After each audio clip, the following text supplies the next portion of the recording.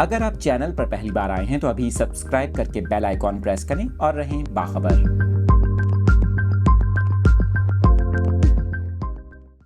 تفصیلات بتا رہے ہیں آپ کو اس خبر سے متعلق۔ آپ کو بتائیں محکمہ موسمیات نے ملک بھر میں موسلا دھار بارشوں کی پیشگوئی کر دی۔ آپ کو اس خبر سے متعلق اپڈیٹ کر رہے ہیں۔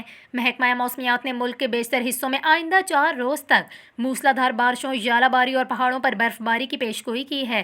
آپ کو بتائیں بلوچستان میں کوئٹہ، چمن، پشین اور بارکھان کے پہاڑی ندی نالوں میں طغیانی کا خدشہ ہے، جبکہ خیبر پختونخوا میں دیر سوات، کوہستان، نوشہرہ، مردان، وزیرستان اور باجوڑ کے ندی نالوں میں طغیانی ہو سکتی ہے۔